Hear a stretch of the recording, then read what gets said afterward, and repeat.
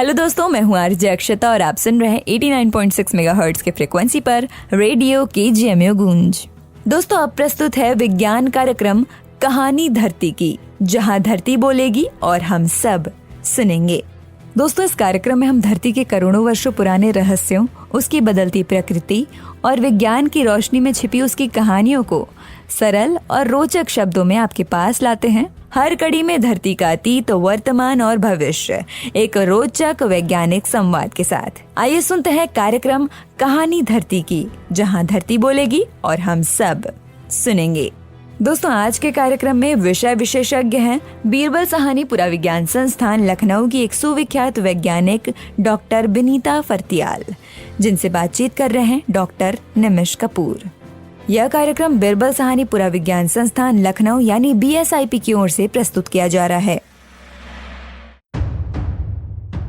नमस्कार, आप सुन रहे हैं कहानी धरती की, जहां धरती बोलेगी और हम सब सुनेंगे। वह कार्यक्रम जहां मिट्टी, बीज और इतिहास अपनी अनकही कहानी खुद सुनाते हैं। इस कार्यक्रम में हम धरती की उन अनकही कहानियों को सुनेंगे जो उसके पत्थर, झरने, बर्फीले मैदान और प्राचीन झीलों के अवशेषों से मिलती है। आज हमारे साथ हैं Birbal Sahni institute of palaeosciences BSIP Lucknow की वरिष्ठ वैज्ञानिक और पैलियो मैग्नेटिज्म लैब की प्रमुख doctor Binita Phartyal. Doctor Binita Phartyal quaternary palaeoclimate, भू आकृति विज्ञान, नियोटेक्टोनिक्स और मानव जलवायु इंटरैक्शन में विशेषज्ञ हैं।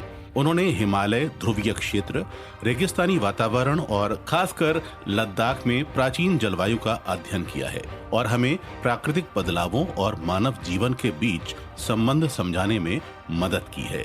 डॉक्टर बिनीता, आपका बहुत बहुत स्वागत है। बहुत बहुत धन्यवाद निमिष जी, और सारे धरती की कहानी सुनने वाले श्रोताओं को मेरा नमस्कार। आज मुझे ये अवसर मिला है और इसके लिए मैं बहुत ही आभारी हूँ। आज अपने अनुभव और कुछ शोध परिणामों को साझा करने के लिए मैं बहुत ही उत्साहित हूँ। डॉक्टर बिनीता, सबसे पहले हमारे श्रोताओं को यह सरल शब्दों में बताइए कि क्वाटरनरी पैलियो क्लाइमेट रिसर्च क्या होती है। वैज्ञानिक प्राचीन झीलों के तल में जमी तलछट यानी हजारों साल पुरानी परतों को पढ़कर बीते समय के मौसम और जलवायु को कैसे समझते हैं, और ये जानकारी आज हो रहे जलवायु परिवर्तन को समझने में हमें किस तरह मदद करती है। क्वाटरनरी काल पृथ्वी के इतिहास का सबसे रीसेंट काल है जिसमें आप और हम रह रहे हैं।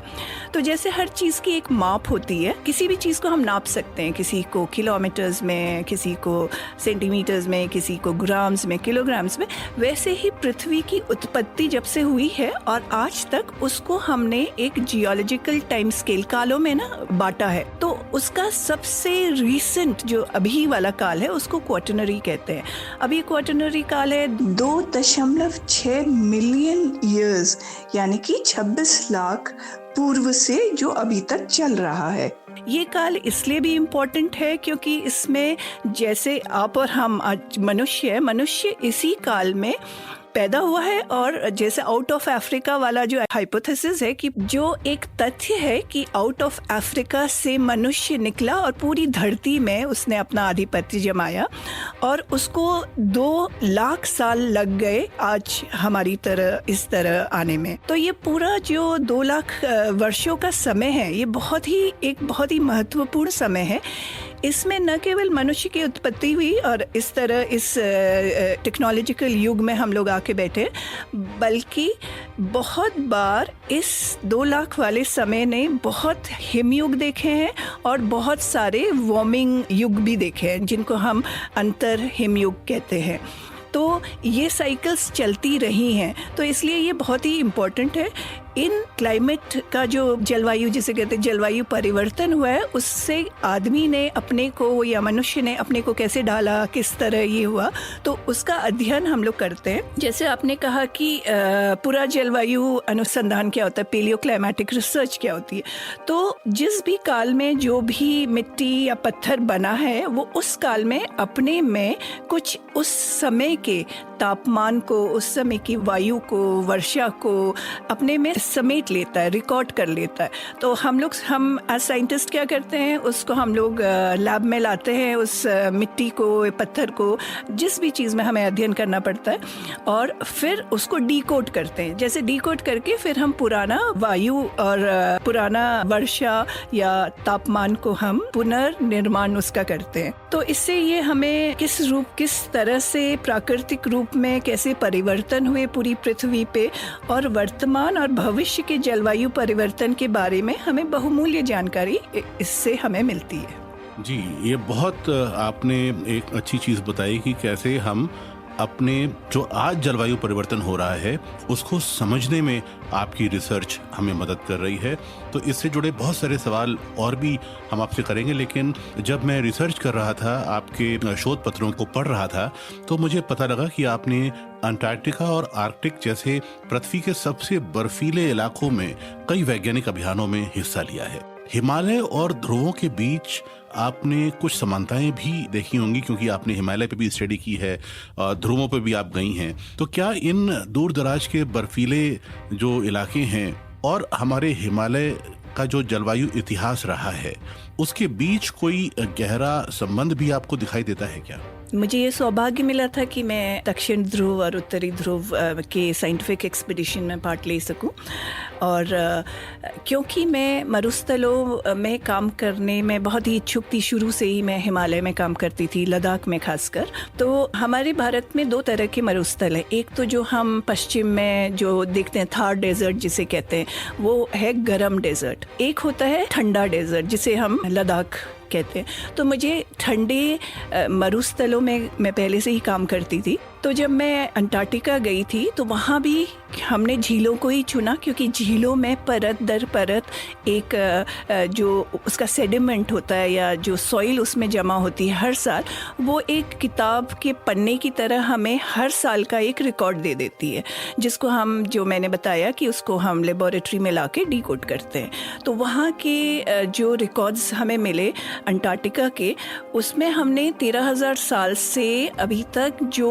वहाँ पे चेंजेस देखने को मिले, उसका हमने पूरा अपने शोध में उसको प्रकाशित किया है। तो अंटार्कटिका में एक्चुअली मैत्री जो स्टेशन है, इंडियन स्टेशन, वो एक ओएसिस कहते हैं, उसे शिमाचर ओएसिस कहते हैं, वहाँ पे स्थित है। अभी शिमाचर ओएसिस उसे इसलिए कहते हैं क्योंकि वो अंटार्कटिका का ऐसा हिस्सा है जिसमें बर्फ नहीं है, पत्थर दिखते हैं। तो एक आप समझ लीजिए कि अगर एक बड़ा महाद्वीप है जो केवल सफ़ेद है, उसमें कुछ पत्थर दिख रहे हैं, तो वो ओएसिस ही हुआ हम सब के लिए। तो वहाँ पे हमने, वहाँ पर मैत्री स्टेशन है, हम लोग वहीं रहते थे। उस जगह की ये खासियत थी, वो पूरा एरिया 17 किलोमीटर लंबा था, और उसकी जो विड्थ थी वो 1 से 3 किलोमीटर ऐसे रेंज करती थी। तो उसमें बहुत सारे छोटे छोटे 100 करीब लेक्स थे, और एक लेक तो प्राइम मिनिस्टर इंदिरा गांधी जी के नाम का भी था, प्रियदर्शिनी लेक। तो शिमाचर ओएसिस में बहुत सारे छोटे छोटे झीलें थी। तो उसमें जहाँ पर मैत्री स्टेशन है, वहाँ पर जो झील है उनके नंबर्स हैं, पर उसको हम लोग प्रियदर्शिनी लेक कहते थे। तो वहाँ से हम लोगों ने जो सेडिमेंट कोर्स लिए थे, उसमें हमें 13,000 साल की कहानी पता चली। हमें ये पता चला कि शिमाचर ओएसिस 13,000 साल पहले ओएसिस नहीं था, मतलब वो बर्फ से ढका हुआ था, ग्लेशियर्स उसमें चलते थे।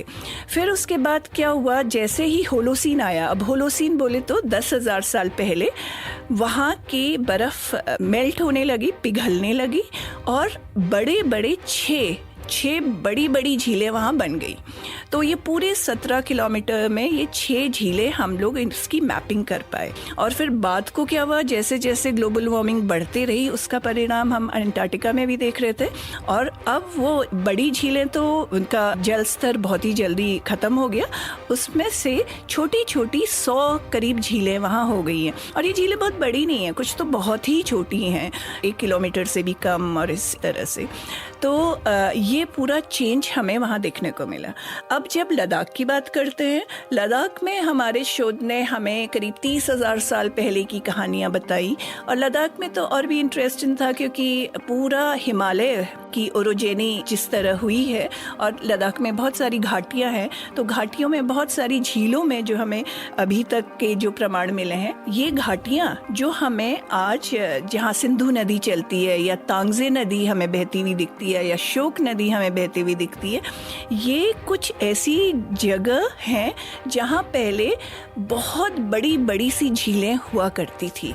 मैं झीलें जब कह रही हूँ तो ये छोटी झीलें नहीं, किसी को जब हमने इनका मॉडलिंग करी कि वाटर लेवल कितना होगा, पूरी वैली में उसका हमने मॉडल्स बनाए कंप्यूटर से, तो हमें पता चला कि ये 50 किलोमीटर लंबी ये झीलें थी। यानी लद्दाख में झीलें थी, ये आपके शोध में निकल के आया। और ये कितने वर्ष पहले की बात है? ये लगभग अलग अलग टाइम स्पैन है क्योंकि हमने अलग अलग जगह पे काम किया। होता क्या है कि देखिए, झील का पानी तो निकल गया और उसका जो तलछट था वो रहा होगा, पर क्योंकि लद्दाख इतना ऊंचा है, 3,500 मीटर से ऊंचा है, तो वहाँ पर न पेड़ होते हैं न पौधे होते हैं सारा, और उसका स्लोप भी ज़्यादा होता है जो माउंटेन्स है, तो वहाँ पे बहुत ज़्यादा वेदरिंग होती है, इरोजन होता है जिसे फिजिकल वेदरिंग कहते हैं। तो उसकी वजह से बहुत सारी चीज़ें बह जाती हैं, ग्लेशियर्स होते हैं, बर्फ़ पड़ती है नवंबर दिसंबर जनवरी फरवरी के महीने में, तो वो बर्फ़ अपने साथ बहुत सारा चीज़ें बहा ले जाती है,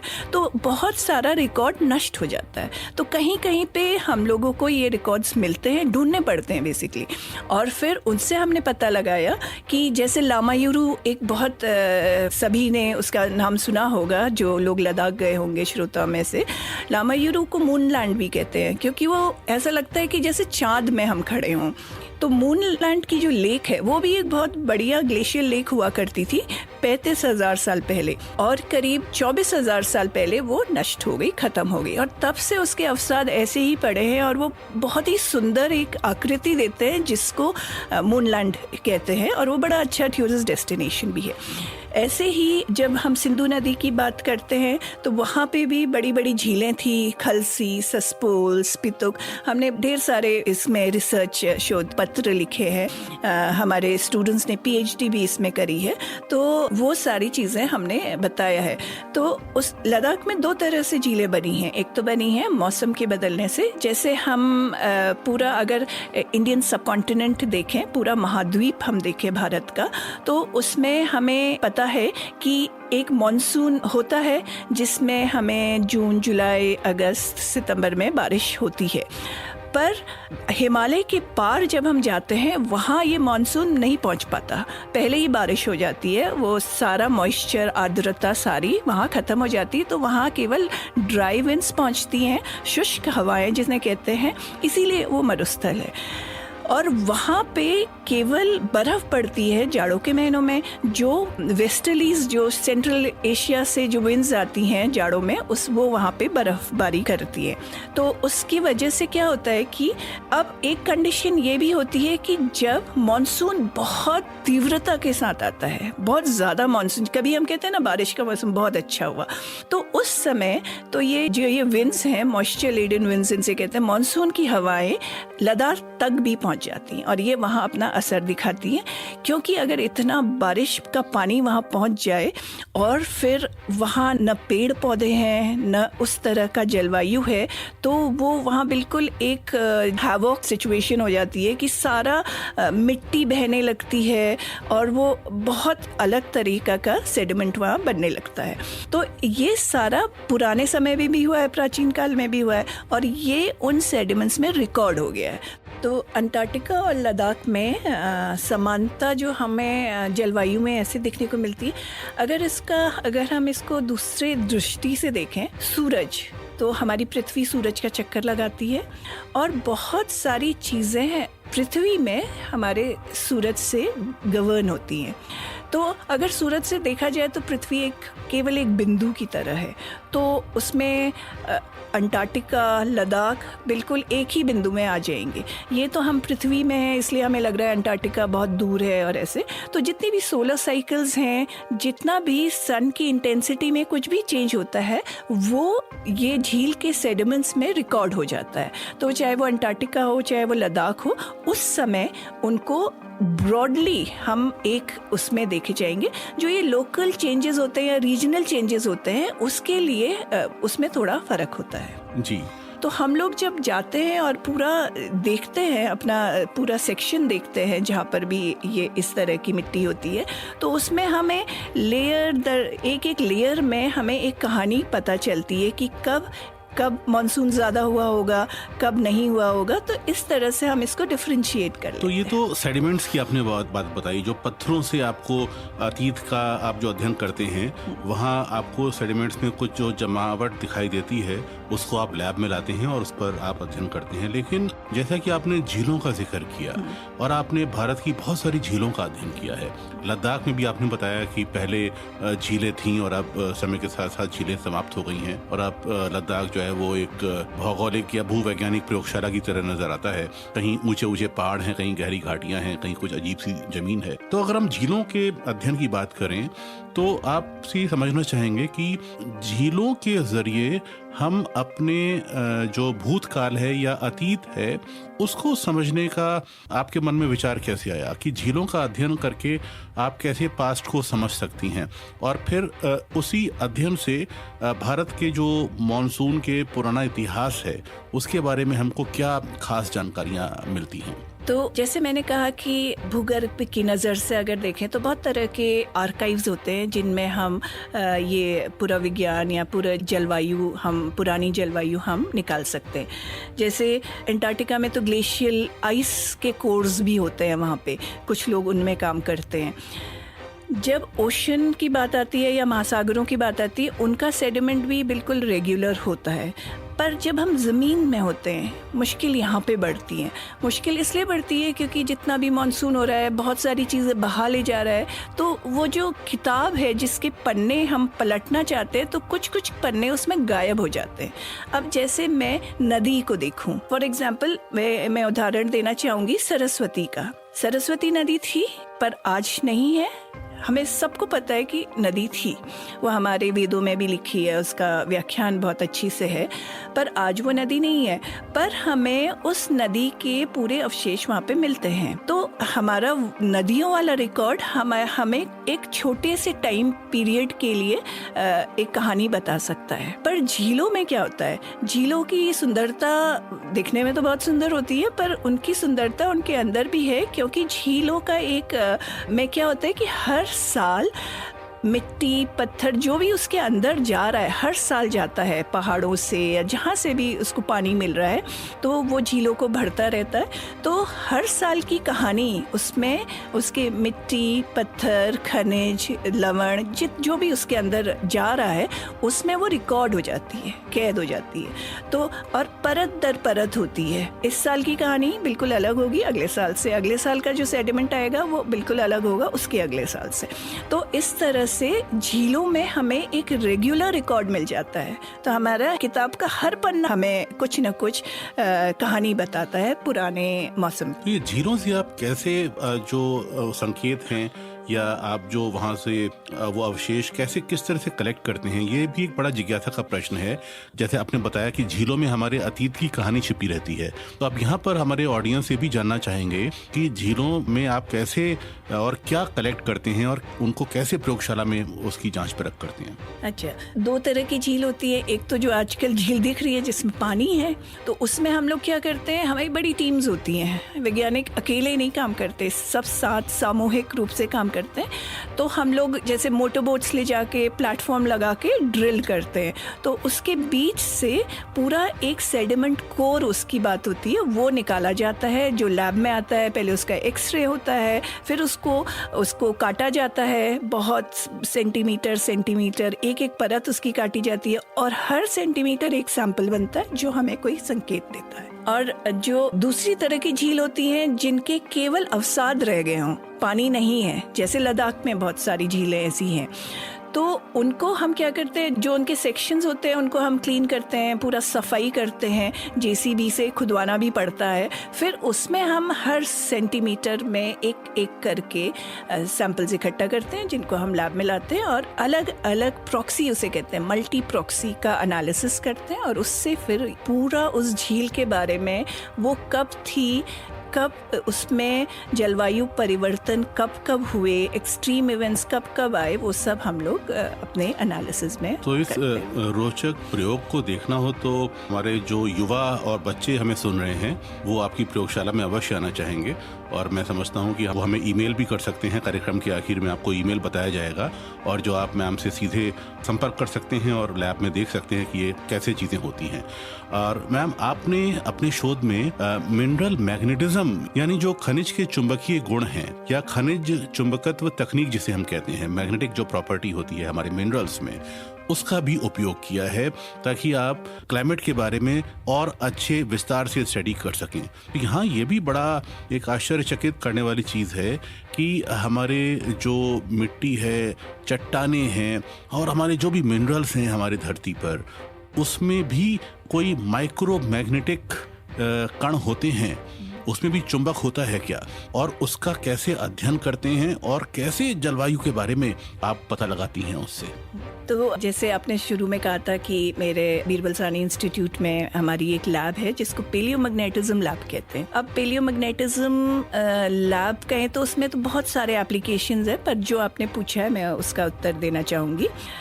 जैसे कि आपको पता है कि पूरे कॉस्मॉस में करीब 6% आयरन है, अर्थ की क्रस्ट में करीब 4% आयरन है। आप किसी भी चीज को यहाँ कर दीजिए, या तो वो मैग्नेटिक होगी या चुंबकीय होगी या वो नॉन मैग्नेटिक होगी, कि उसमें चुंबक का इफेक्ट नहीं होता होगा, है ना।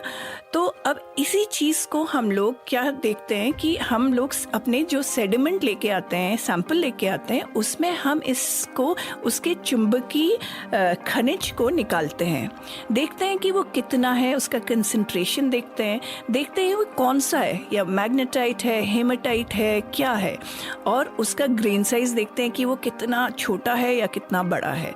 तो ये चीज़ों को देख के, क्योंकि जलवायु जो होती है ना, वर्षा, तापमान, ये सब एक ही किस्म के खनिज को उत्पन्न करेंगे। एक खास किस्म का जलवायु एक खास किस्म का ही चुंबकीय, ये सूक्ष्म चुंबकीय कणों को बनाएंगे। तो ये हम लोग लैब में जाके इसको निकालते हैं कि किस तरह का ये होता है। तो ये इसको एनवायरमेंटल मैग्नेटिज्म भी कहते हैं, क्योंकि हम मैग्नेटिज्म जो एक प्रॉक्सी है उसको हम पेलियो क्लाइमेट करने के लिए यूज़ कर रहे हैं, एनवायरमेंटल मैग्नेटिज्म। तो इसमें ये अपना, जैसे मैंने कहा, ये अपना एक विशिष्ट चिन्ह छोड़ देती है उस सैंपल में, और वो उसी टेम्परेचर और प्रेसिपिटेशन में बनेगा हर बार।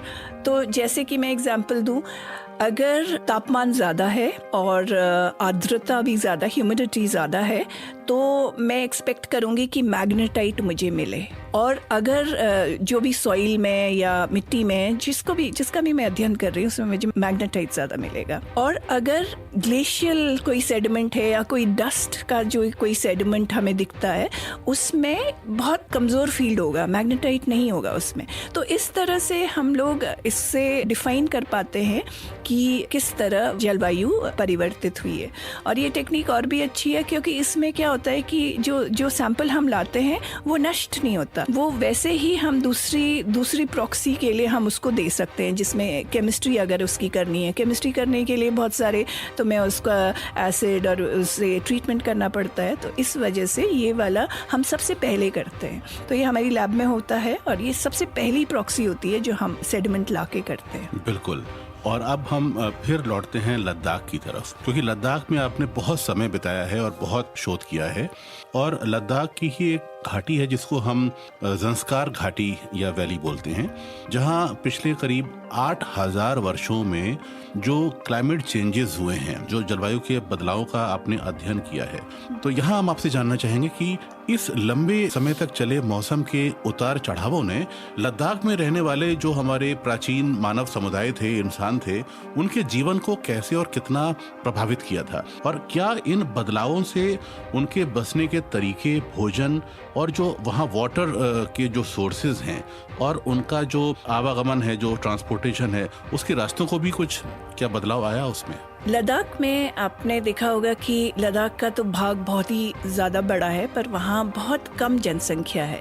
केवल लेह में और कारगिल में ही ज़्यादा लोग रहते हैं, और जो गांव हैं वो वहाँ पे हमेशा एक जल के पास होगा, या तो वहाँ झील होगी या नदी के पास ही लोग वहाँ पर रहते हैं, क्योंकि जल हम सबको पता है कि वो कितना इम्पोर्टेंट है जीवन यापन के लिए। अगर आपने सिल्क रूट का नाम सुना होगा, जो हमारे ईस्ट एशिया को वेस्ट एशिया, यूरोप से लिंक करती थी, तो उसका एक सब रूट लद्दाख से भी आता था। तो ये हमें अपने अध्ययन से पता चला है, क्योंकि वहाँ पे सिल्क रूट का सब रूट था, और उसके प्रमाण हम लोगों को, जो लद्दाख जैसे रेंज है, तो एक घाटी से दूसरी घाटी को जाने के लिए एक रेंज को पार करना पड़ता है, पास उसे कहते हैं, जैसे खरदुंगला पास, चांगलंगला पास, इस तरह से। तो पास के पास हमेशा एक छोटा सा लेक होता है, क्योंकि वहाँ पे ग्लेशियर होता है और ग्लेशियर लेक वहाँ पे होता है। हमने इन लेक्स की स्टडी करी और हमने देखा कि 2600 साल पहले करीब हमें वहाँ पे चारकोल मिला था। तो चारकोल ह्यूमन एक्टिविटी से ही वहाँ आ सकता है, क्योंकि वहाँ तो जंगल है नहीं जिसमें आग लगेगी और हमें चारकोल मिलेगा, जहाँ जो और जगहों पे ऐसा हो सकता है। तो हमने उसको ये पाया कि उस समय मौसम बहुत ही ठंडा था, ग्लेशियर्स थे, और यही टाइम होता था जब आदमी नदियां क्रॉस करता था, क्योंकि सिंधु नदी, श्योक नदी बहुत बड़ी नदियां हैं, 10-10 किलोमीटर इनका विड्थ होती है कहीं कहीं जगह पे। तो जब जाड़ों के समय में या एक ग्लेशियल टाइम में जब सब फ्रीज हो जाता है, तो उस समय ये लोग अपनी याक लेके 100 याक आगे चलती हैं, और तब ये लोग एक घाटी से दूसरी घाटी में सफर करते थे। तो उस तरह की चीजें भी, और इसके आर्कियोलॉजिकल फैक्ट्स भी मिले हैं, जो पूरा ASI उन लोगों को स्टडी कर रहे हैं। और तो ये बहुत ही एक अच्छा लिंक होता है क्लाइमेट की वजह से आदमी अपने आप को कैसे मोल्ड करता है। और लद्दाख में प्राचीन जो मानव संस्कृति है, उसके साथ साथ जो वहाँ कॉप्रोलाइट्स यानी प्राचीन मानव और पशुओं के जो जीवाश्मीकृत मल हैं, उसका भी अध्ययन आपने किया है। तो इन कॉप्रोलाइट्स से हमें उस दौर के लोगों के जो लाइफ स्टाइल था, भोजन था, और उनके आसपास का जो वातावरण था, उसके बारे में क्या महत्वपूर्ण जानकारियाँ मिलती हैं? ये भी अपने आप में एक बड़ा जिज्ञासा वाला प्रश्न है। और लद्दाख की जो प्राचीन मानव संस्कृति को समझने में ये छोटे से कॉप्रोलाइट्स हमें क्या प्रमाण देते हैं? ये बहुत अच्छा प्रश्न है, क्योंकि देखिए आज के दिन हमें लद्दाख बहुत अच्छी तरह पता है कि कितनी वहाँ जनजाति है, प्रजातियां हैं, कितनी तरह के वहाँ पशु हैं और कितने तरह के वहाँ पंछी हैं। अब क्या है कि हम शोध जब कर रहे थे झीलों पे, तो हमें 1-2 बड़े से केव्स मिले, गुफाएं मिली, तो उसके अंदर से हमें ये कॉप्रोलाइट्स मिले, जिनको हम लेके आए थे और जिनका अध्ययन हमारे इंस्टीट्यूट में हुआ था। क्योंकि उसकी हमने डेट कराई तो वो कुछ 2000 साल पहले के थे, और उससे हमें ये पता चल गया कि 2000 साल पहले भी वहाँ किस तरह के पशु रहते थे, और किस तरह की वो जो मेडिसिनल प्लांट्स, छोटे छोटे श्रब्स कौन से होते थे, क्योंकि वो सब कॉप्रोलाइट्स में उन चीज़ों का सारा चिट्ठा जैसे खुल गया। तो वहाँ जो जंगली खरगोश थे, पीकास, मोल्स, इस तरह के जानवर हम लिस्ट कर पाए कि ये उस समय भी होते थे। कुछ तो अभी भी हैं, पर कुछ अभी इन 2000 सालों में नहीं दिखते हैं उस इलाके में। तो इस तरह की स्टडीज से ये एक कंपैरिजन हो जाता है कि हमने 2000 साल में क्या खो दिया और क्या अभी तक चल रहा है। तो इस बारे में इस तरह की स्टडीज बहुत हेल्प करती है। और ये बड़ा, इसमें मुझे एक रोचक यहाँ पर एक और ये चीज़ मुझे समझ में आ रही है कि अगर इसकी हम DNA फिंगरप्रिंटिंग कराएं तो भी हमें बहुत कुछ पता लग सकता है, जो डार्विनवाद है या और उसके इर्द गिर्द की जो थ्योरीज हैं इंसान और मनुष्य और हमारे जानवरों के आने की, तो बहुत सारी चीज़ें यहाँ दिखाई दे रही हैं। और एक इसके अलावा लद्दाख को अक्सर मंगल ग्रह का एनालॉग कहा जाता है। लद्दाख की ज़मीन और वातावरण में ऐसी कौन सी खास बातें आपकी रिसर्च में निकल के आई हैं जो उसे मंगल ग्रह जैसा बनाती हैं? और साथ में ये भी जानना चाहेंगे कि लद्दाख में मंगल जैसे ग्रहों पर जीवन और जलवायु को समझने में आपको कैसे मदद मिली? मंगल ग्रह जो हमारा पड़ोसी है, सबसे पास का ग्रह है, और वो भी एक टेरेस्ट्रियल प्लैनेट है। जैसे पृथ्वी बनी वैसे ही मंगल भी बना। अब क्या है कि हम हर बार तो मंगल जा नहीं सकते, साइंटिस्ट तो जा नहीं सकते कि वहाँ रिसर्च कर लें। तो अब क्या होता है कि हम पृथ्वी में ऐसी जगहों को ढूंढते हैं जो मंगल जैसी दिखती हैं। तो उसमें लद्दाख एक जगह है जिसको रिकग्नाइज किया है, इसरो ने भी रिकग्नाइज किया है। ये 2016 में नासा स्पेसवर्ड बाउंड प्रोग्राम हुआ था, तो उसकी मैं लॉजिस्टिक कोऑर्डिनेटर थी। तो हम लोग 33 देश के लोग लद्दाख गए थे और स्टैब्लिश किया था कि हाँ, ये बिल्कुल मंगल की तरह हम इसको स्टडी कर सकते हैं। लद्दाख की क्या ब्यूटी है या खासियत है कि लद्दाख में आपको जो हॉट स्प्रिंग्स होते हैं ना, जहाँ बिल्कुल पानी 80 डिग्री में उबलता हुआ भी दिख सकता है, आपको बहुत ही नमकीन झीलें, पानी से भरी नमकीन झीलें मिल सकती हैं। वहीं पे आपको ग्लेशियर्स मिल सकते हैं या ग्लेशियर लेक्स मिल सकते हैं। तो एक ही जगह में आपको एक्सट्रीम एनवायरनमेंट्स मिल जाते हैं, और इन एक्सट्रीम एनवायरनमेंट्स में लाइफ कैसे पनपती है उसकी स्टडी और रिसर्च हम यहाँ पे कर सकते हैं। दूसरी बात क्या होती है कि लद्दाख बिल्कुल जैसे मैंने पहले भी कहा था कि ट्री लाइन से ऊपर है, वहाँ कोई पेड़ पौधे होते नहीं हैं, बैरन है बिल्कुल। और जब मार्स की हमारे पास high rise image, satellite image आती है, तो हमें भी वैसे ही हमें माउंटेन्स दिखते हैं वहाँ पे। तो अगर कोई प्रोसेस माउंटेन्स में जो हो रही है, मान लो एक हल्की सी स्ट्रीम आ रही है, मियांडर कर रही है, मुझे उसका धरती में पता है कि वो कैसे बनी, क्या हुई। तो अगर मार्स की जो फोटो मेरे पास आ रही है, जो मैं देख रही हूँ, उसमें मैं इस एक्सपीरियंस को ट्रांसलेट कर सकती हूँ कि मार्स में भी ये इस तरह से ये बना होगा। तो इसलिए लद्दाख को हम मार्स से का एनालॉग मानते हैं। भारत में और भी बहुत ज़्यादा जगह हैं जिसको हम कह सकते हैं, जैसे रन ऑफ कच्छ है, मेघालय के केव्स है, कोलार के वो माइंस हैं, गोल्ड माइंस है, जहाँ बिल्कुल पृथ्वी के अंदर 5-5 किलोमीटर अंदर हम जाके देख सकते हैं कि क्या हो रहा है, एक्सट्रीम एनवायरनमेंट्स कैसे हैं। तो इनको एनालॉग कहते हैं। और अब तो वहाँ पे एक लेबोरेटरी भी सेट हो गई है जिसमें मार्स एनालॉग स्टडीज शुरुआत भी हो गई है। डॉक्टर विनीता, आपने अपनी शोध का एक लंबा समय हिमालय में बिताया है, और हिमालय की उठान, जो हिमालय उठ रहा है, उसने लाखों सालों से हमारे देश के मानसून को आकार दिया है, जैसा कि आपकी रिसर्च में मैंने देखा। और यह एक बड़ी जिज्ञासा का प्रश्न हो सकता है कि हिमालय की बनावट और उसकी बढ़ती ऊंचाई ने मानसून के पैटर्न को कैसे बदला। ये एक से हम जानना चाहेंगे। और आज के समय में जो एक अनियमित बारिश हो रही है, क्या इसका भी संबंध हिमालय और मानसून का जो एक लंबा इतिहास है उससे जुड़ा है? हिमालय एक ऐसी भौगोलिक संरचना है हमारे देश के लिए जो एक बून है, क्योंकि हिमालय नहीं होता तो ये जितनी भी मॉनसून लेते हुए जो हवा आती है वो सीधे तिब्बती पठार में चली जाती। शायद तिब्बती पठार में बारिश हो रही होती, पर हिमालय इसको रोक लेता है और उससे सारा मॉनसून यहाँ पे होता है। अब मॉनसून बहुत चीज़ों में डिपेंड करता है कि वो ज़्यादा होगा या कम होगा, और ये सब रिकॉर्ड हमारे झील के अवसादों में हो जाता है। तो अभी हम लोग आजकल अगर हम मॉनसून देखते हैं तो बहुत अलग तरीके से बारिश होती है जो हम अपने बचपन में रिकॉल करते हैं। बचपन में तो 9 दिन लगातार बारिश होती थी, कभी 7 दिन लगातार बारिश होती थी, पर अब हम देखते हैं कि बहुत तेज़ बारिश होती है, 3 घंटे बारिश होती है और पूरा जून का महीना, जुलाई का महीना सूखा सूखा चला जाता है। तो इस तरह के बहुत ही बदलाव आने लगे हैं जलवायु में। तो ये सारे इनको एक्सट्रीम इवेंट्स कहते हैं।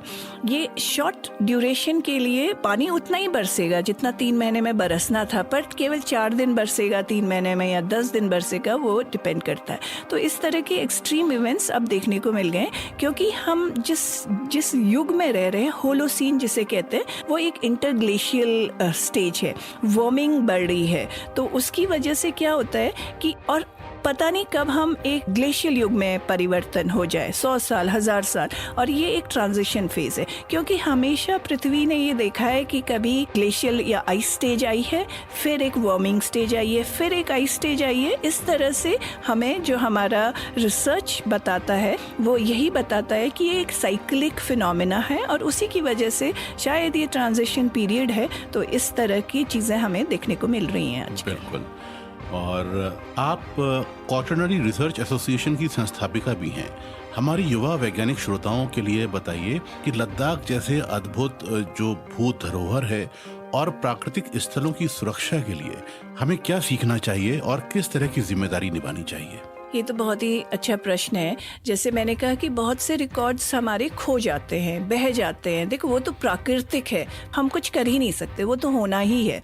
पर जब हम देखते हैं कि बड़ी बड़ी सड़कें बन रही हैं, बड़ा बड़ा कंस्ट्रक्शन हो रहा है, उससे वही मिट्टी जो इतना सारा कुछ ज्ञान अपने अंदर समेटे हुए है, वो सब नष्ट हो जा रही है, तो वो बहुत दुखदाई होता है। तो इसलिए हम लोगों को ये जो हमारा भू धरोहर है, इसका हमेशा प्रोटेक्शन करना चाहिए, इसके बारे में बात करनी चाहिए। और जो लोकल लोग हैं वहाँ के, क्योंकि वही अपने धरोहर को बचा सकते हैं। हम लखनऊ में बैठ के लद्दाख के बारे में ज़्यादा हम बस बता सकते हैं अपने अनुभव के अनुसार, पर वहाँ जाके कुछ कर नहीं सकते। तो उनको हमें थोड़ा सा आउटरीच के जरिए और उनको बताना चाहिए कि ये कितना इम्पोर्टेंट चीज़ है जिसको वो लोग नष्ट कर रहे हैं, तो उसको बचाना कितना अनिवार्य है। तो मैडम, ये जो झीलों के अवसाद हैं जहाँ से आप सैंपल्स लाते हैं, तो इनसे और भी कोई ऐसे रोचक तथ्य आंकड़े सामने आते हैं? जैसे कि हम अगर भूकंप की बात करें, जब जलवायु परिवर्तन की आपने बात की, तो ऐसे क्या क्या इन आंकड़ों से हमें क्या चीज़ें नई सामने आती हैं हमारे? हाँ, ये बहुत ही अच्छा प्रश्न है। हम जब लद्दाख में काम कर रहे थे तो हमने देखा कि झील के वैसे जो अवसाद होते हैं बिल्कुल फ्लैट होते हैं, बिल्कुल एक के ऊपर एक परत दर परत, जैसे मैंने कहा किताब के पन्ने। पर कभी क्या होता है, जब हम लोग उनको क्लोजली स्टडी कर रहे होते हैं तो बीच में उसमें टेढ़े मेढ़ी लाइंस जैसी दिखती है, जिससे हम लोग साइज़माइट्स कहते हैं। साइज़माइट्स क्या होते हैं? अगर आप इमेजिन करो, इस समय एक झील है, उसमें पानी है और परत दर परत उसमें मिट्टी जा रही है अंदर हर साल, और अचानक एक भूकंप आ गया है। भूकंप जब आएगा तो पूरी धरती को हिलाएगा, तो उसमें जो अवसाद जमा हो रहे हैं वो भी हिलेंगे, वो एक दूसरे के अंदर पियर्स हो जाएंगे, और अपना जो फ्लैट वाला जो चीज़ें अच्छी तरह प्लेन होता है वो छोड़ देंगे। तो बहुत ही टेढ़ी मेढ़ी तरह से वो डिपॉजिट होंगे। भूकंप आता है, उसकी वेव आती है और चली जाती है, क्योंकि वो वन टाइम फिनोमेना है। उसके बाद दूसरे दिन फिर से सब सामान्य, और फिर से लेयर दर लेयर ये चीज़ें होती हैं। तो ऐसे शॉर्ट टाइम के लिए जब हम लोग इस तरह के सेडिमेंट्स देखते हैं, या सॉफ्ट सेडिमेंट्री डिफॉर्मेशन स्ट्रक्चर्स इन्हें कहते हैं, तो ये भूकंप से ही बने होते हैं। लद्दाख में हमें ये काफ़ी मिले, और ये उस एज के, जब हम अवसादों को डेट करते हैं, उनकी आयु निकालते हैं, तो उस डेट के उसमें हर जगह फिर हमें वो मिलेगा। क्योंकि भूकंप एक छोटा फिनोमेना तो है नहीं, वो तो पूरे लद्दाख में आया होगा जब आया होगा। तो हमें 21,000 साल में एक, हमें 17,000 साल में एक, 10,000 साल में, इस तरह के हमें रिकॉर्ड मिले हैं पेलियो अर्थक्वेक्स के, तो वो भी हमने रिकॉर्ड किए। तो ये ऐसी चीज़ें भी आती हैं, रोचक चीज़ें जो हम लोग झीलों के अवसादों के साथ कर सकते हैं। बहुत बहुत धन्यवाद डॉक्टर विनीता, हमारे साथ जुड़कर अपने बहुमूल्य अनुभव और धरती की अनकही कहानियां साझा करने के लिए। थैंक यू, बहुत बहुत धन्यवाद। मुझे भी यहाँ आके बहुत अच्छा लगा और अपने अनुभव बताने में बहुत ही मजा आया। आज के इस कार्यक्रम में हमने जाना कि हिमालय और मानसून ने लाखों सालों से हमारे जीवन को कैसे आकार दिया। लद्दाख और अन्य क्षेत्रों में जलवायु के उतार चढ़ाव ने मानव सभ्यता को कैसे प्रभावित किया, और कॉप्रोलाइट्स जैसे अवशेष हमें हमारे पूर्वजों के जीवन और पर्यावरण की कहानी बताते हैं। याद रखिए, धरती बोलती है और हमारी जिम्मेदारी है कि हम उसे सुने और समझें। इसी संदेश के साथ आपसे विदा लेते हैं। अगले सप्ताह आपसे फिर मिलेंगे एक नई कहानी के साथ, आपके प्रिय कार्यक्रम में, जिसका नाम है कहानी धरती की, जहां धरती बोलेगी और हम सब सुनेंगे। निमिष कपूर को दीजिए अनुमति। नमस्कार दोस्तों, अभी आप सुन रहे थे कार्यक्रम कहानी धरती की, जहां धरती बोलेगी और हम सब सुनेंगे। इस कार्यक्रम में विशेषज्ञ के रूप में शामिल हुई डॉक्टर बिनीता भरतियाल, वरिष्ठ वैज्ञानिक, बीरबल साहनी पुराविज्ञान संस्थान लखनऊ, जिनसे बातचीत कर रहे थे डॉक्टर निमिष कपूर। यह कार्यक्रम बीरबल साहनी पुराविज्ञान संस्थान लखनऊ द्वारा प्रस्तुत किया गया। तो दोस्तों, आज की बातचीत में हमने जाना कि हमारी धरती कितनी दिलचस्प कहानियों से भरी हुई है। कभी बर्फ, कभी बारिश, कभी झीलें और इनके बीच बदलती हुई इंसानी जिंदगी। दोस्तों, उम्मीद है कि ये सफर आपको पसंद आ रहा होगा। आपको कुछ न कुछ हर एपिसोड के साथ सीखने को भी मिल रहा होगा। तो चलिए आज के एपिसोड से रिलेटेड आपसे सवाल करते हैं। तो आज का हमारा सवाल है, क्वाटरनरी पीरियड कब से शुरू हुआ और इसकी अवधि क्या है? सवाल फिर से सुनिएगा, क्वाटरनरी पीरियड कब से शुरू हुआ और इसकी अवधि क्या है? अगर आपने आज का कार्यक्रम ध्यान से सुना और समझा होगा तो आई एम श्योर कि आप इसका जवाब आसानी से दे पाएंगे। दोस्तों, आप अपना जवाब हमें व्हाट्सएप के माध्यम से भेज सकते हैं। हमारा व्हाट्सएप नंबर है 8887019138, 3 बार 8 70 19 138। इसके अलावा आप हमें ईमेल भी कर सकते हैं। हमारी ईमेल आईडी है fm@kgmcindia.edu, या आप हमें लेटर भी भेज सकते हैं। हमारा एड्रेस है Atal Bihari Vajpayee scientific convention centre, 2nd floor.